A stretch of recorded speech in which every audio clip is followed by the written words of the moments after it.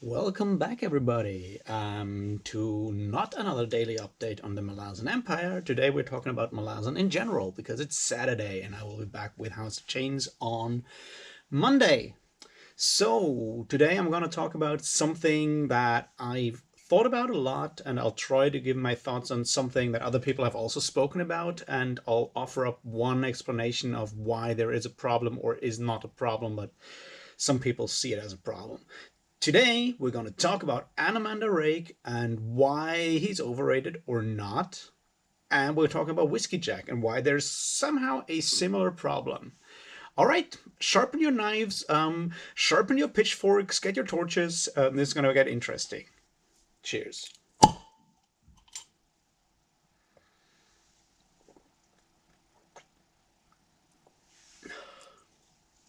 All right, so a while ago, everyone's favorite high fist, Ruth and Bud, made a video calling it "Why Anomander Rake is Overrated," and he put forth a really good, coherent argument on why he thinks that Anomander Rake, or the way he's portrayed within the book, is not a very good character. Or watch the video; I'll link it down below. He explains his problems with Anomander Rake. It's full spoiler though. I'm not going to go too deeply into those things. This will also be a sort of full spoiler video, but I'll probably not spoiler too much. Anyway, while later, our good friend, not good friend, but the estimable Critical Dragon did a video as a defense of Anomander Rake, where he put forward why he thinks that Anomander Rake is a very good character, or all the things that he thinks make him like Anomander Rake. And that's also a really good video, and I'll link it down below as well. And I feel that what the Critical Dragon points out, that they have different ways to look at a character, and that makes them like or dislike the character, is kind of true. But I think I want to go like a different route today, and I want to look at why I think that it is that there is this problem with Anomander Rake. Well, it's basically two problems with Anomander Rake, basically. And one of them is similar to the problem that I personally have with Whiskeyjack, another one of those favorite characters. And I mean, I don't dislike Whiskeyjack. I just also feel that he's not the best written character in the Malazan Book of the Fallen. And a lot of this will hinge on focus on just the 10 books, the Malazan Book of the Fallen, because my main argument there is something that kind of gets changed when you read the Carcanas trilogy or read Path to Ascendancy, for example, like further books. But I'm concentrating on the Malazan Book of the Fallen, those 10 books at the moment, and I feel that there's a problem that is inherent in how the Malazan world was created. And so let me look at this in the following way. Let's start with Anomander Rake, and then I'll transfer it to Whiskeyjack. That sounds like a reasonable plan. So, what do I mean?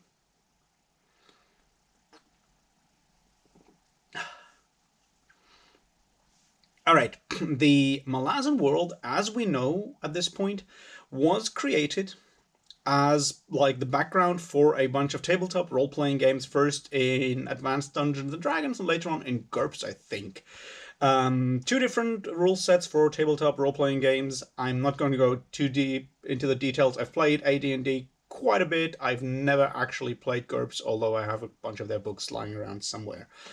Anyway, so it was created as a world for a lot of tabletop role-playing games, and quite a few of the characters that we meet in the book series were actually rolled up as characters and were played as characters. One of them is Anomander Rake.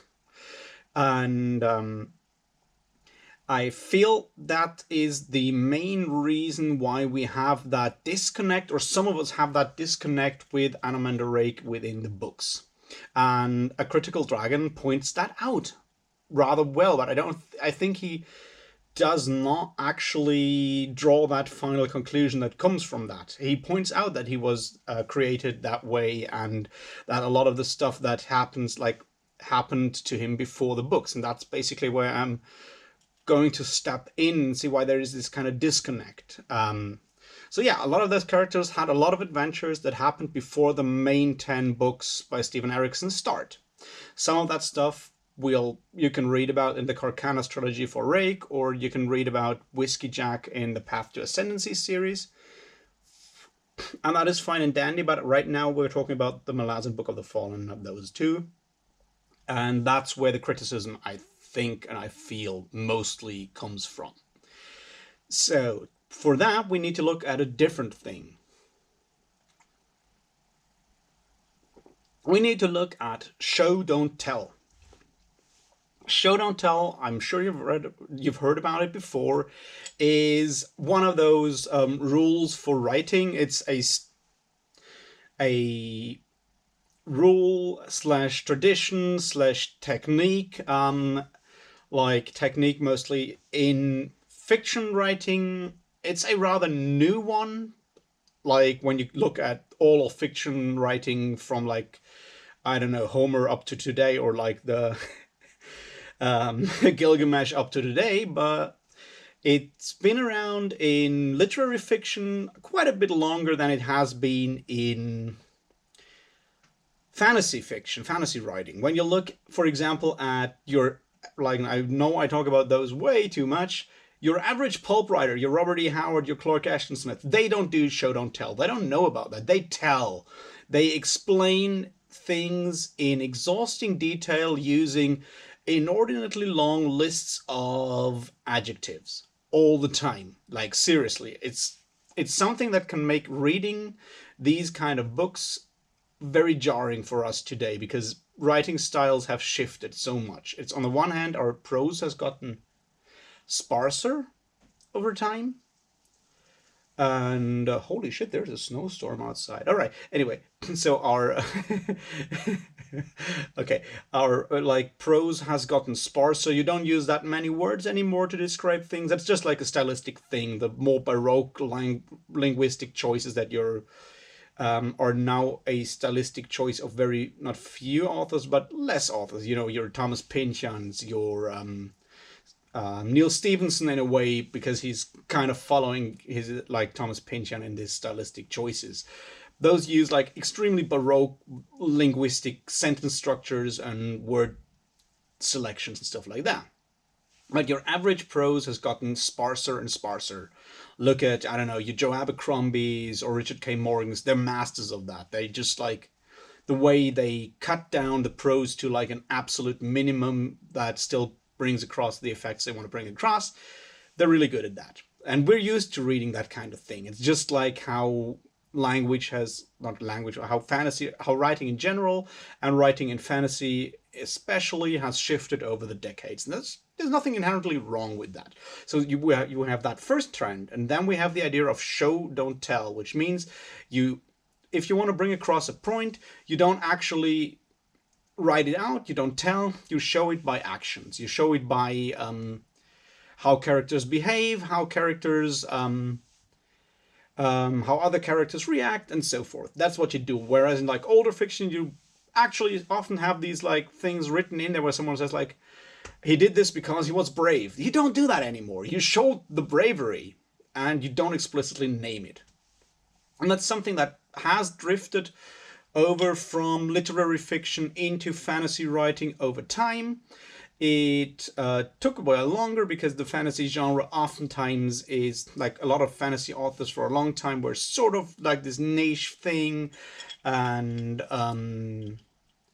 writing within their own, I don't want to say bubble, but within their own small subgenre. For a lot of those, not all authors, but quite a few did that, and that it took just a while for these trends to filter over to the fantasy genre, is what I'm trying to say here. But it has arrived, and Stephen Erickson is one of those authors who practices that very much. In fact, we've seen that when it comes to like the criticism that he gets for his character writings, his character work, and there's this long essay he put out where he explains how he does that for characterization and other stuff. He's a proponent of that, and the Malazan Book of the Fallen is very strong on that. It works really well once you've gotten used to it. It's something both a writer needs to learn, and it's also something that we as readers need to understand, because I'm not sure how many of us realize that all the time, but reading is a skill just as much as writing is a skill. It's and it goes beyond just your individual, like learning, like being literate. No, reading is a skill. Learning how to read books, how to understand certain types of writing, how to get into, like, how to draw meaning out of it. That's something we learn. It's one of those skills that you learn by actually practicing it. It's not something that people can teach you. I mean, up to a certain point that you can get like the basics, but once you're there, you just need to read a shit ton of books and figure it out for yourself. That's just one of those things, like skills that you'll learn. Just like, studying. If you ever studied at a university, you suck at studying for the first couple of years. You get better over time and you realize how much effort you should put in and stuff like that. It's the same with reading. It's a skill you get better just by practicing it. So go read a ton of books. It helps. Anyway, so we as readers also get better at reading and reading a specific style. And it's like, the further you get along with your Malazan reading, the more you get used to how Stephen Erickson writes, his idiosyncratic way of writing books. You get used to that. You get more comfortable within it, hopefully, and you enjoy it more, and you can get more out of it. And then you read it again, and you get even more out of it, because you pick up on all the stuff you kind of didn't pick up on in the first couple of books, because you were still figuring out how to read that damn thing in the first place, right? So you get even more out of it. And that's where we're coming to the show don't tell problem versus the pre-created world.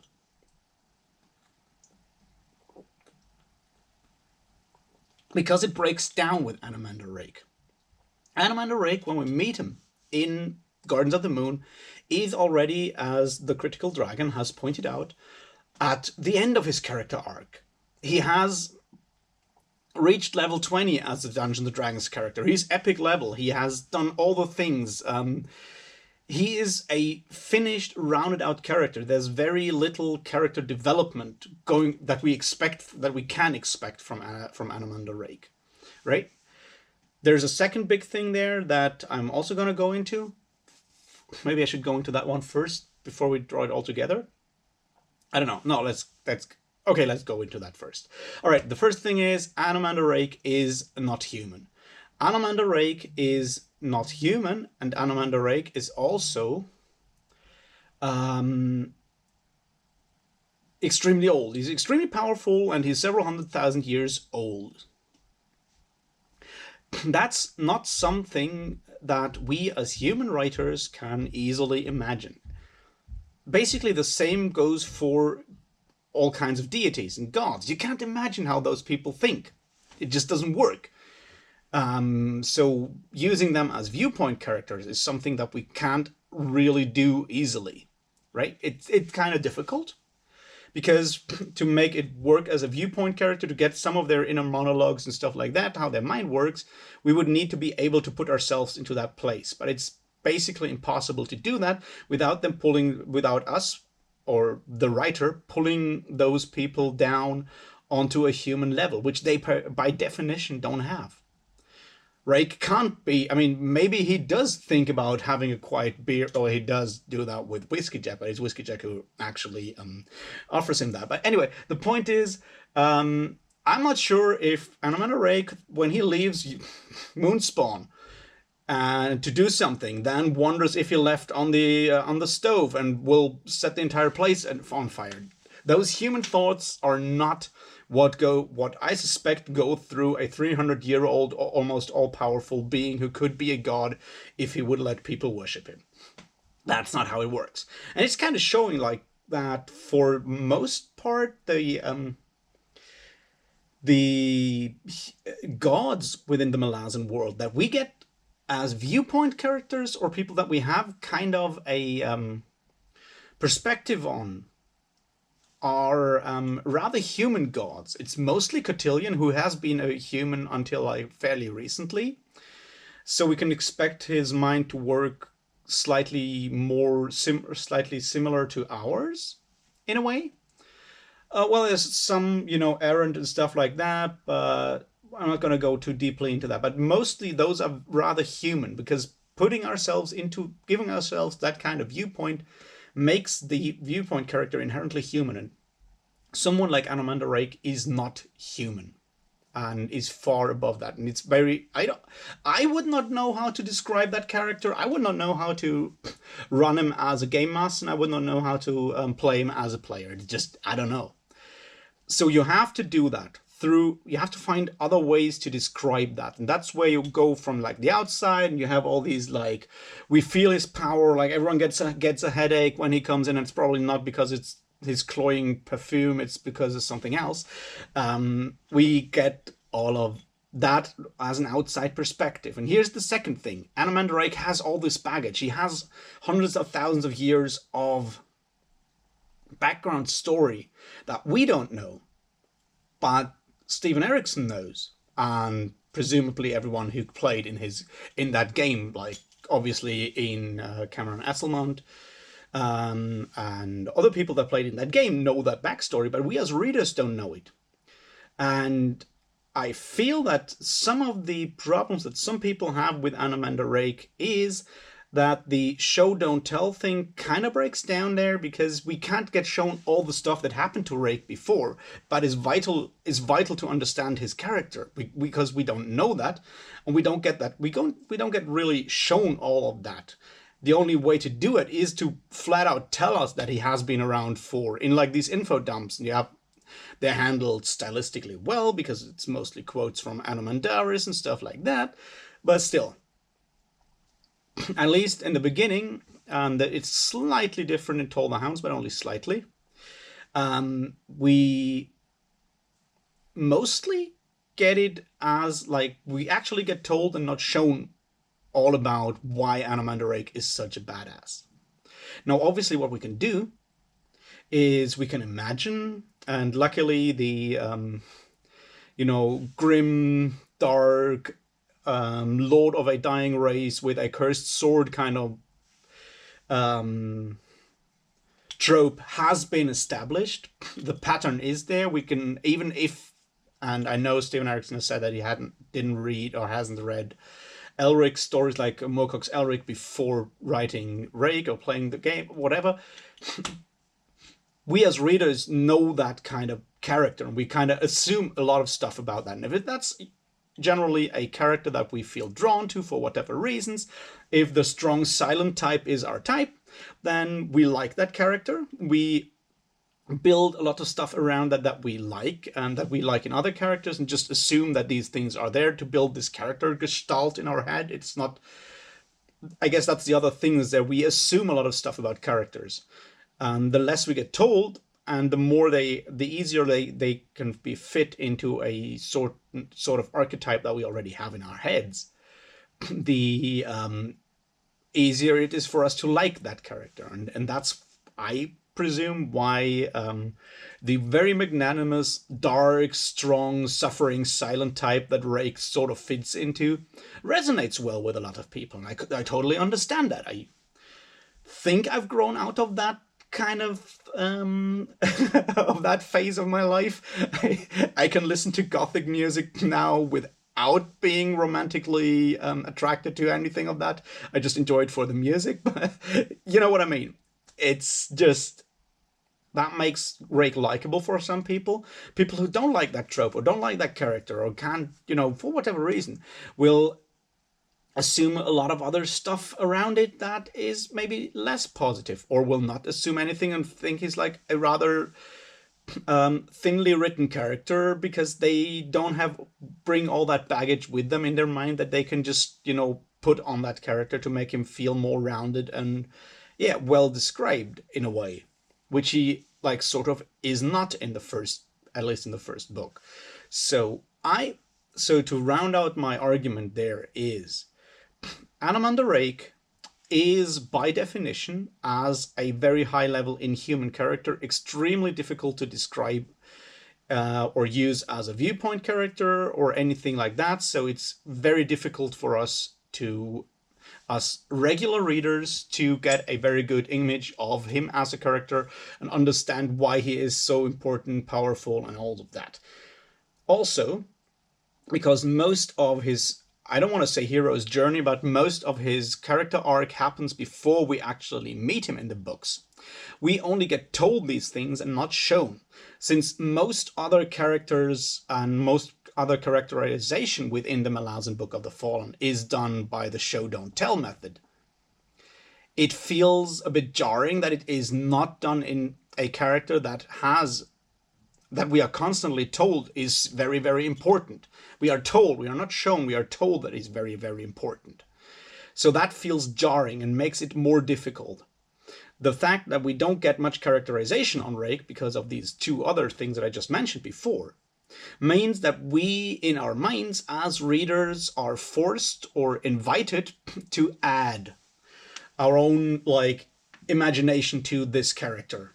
And that's where the whole split between people who like that kind of character because they are drawn to, or again, generally like darker, suffering, strong suffering, silent type characters, will very much enjoy Rake because he has all the coolness. He has the badass sword, he has all of that stuff. And he's put in some really fairly dramatic cinematic scenes right from the beginning on. So those people will be drawn to him as a character and enjoy him.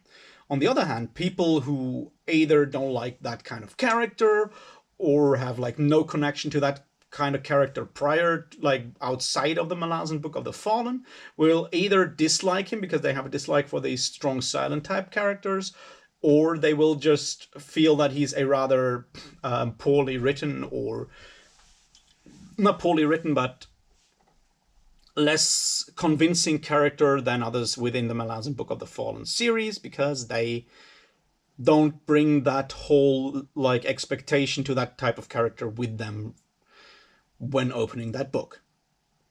That being said, I don't think he's overrated. I just feel he's under characterized within the Malazan Book of the Fallen because most of the stuff happened before, and for people writing the book, for someone like Steven Erikson writing the book who has all that background in his head, it can probably be easy to maybe overlook sometimes that people who have not played Dungeons and Dragons with him don't know all the cool stuff that happens in between. And yes, we get some flashbacks and some information on that over the books, but it may just be too late to actually change readers' minds back at that point, because Rake is one of the first characters we run across in the book, and first impressions are important in that kind of thing as well. All right, with that all being said, and I hope it was kind of clear, let's move on to Whiskeyjack, which I feel has the same problem, at least for me, just on a smaller level, because he doesn't have that kind of sword and he's younger.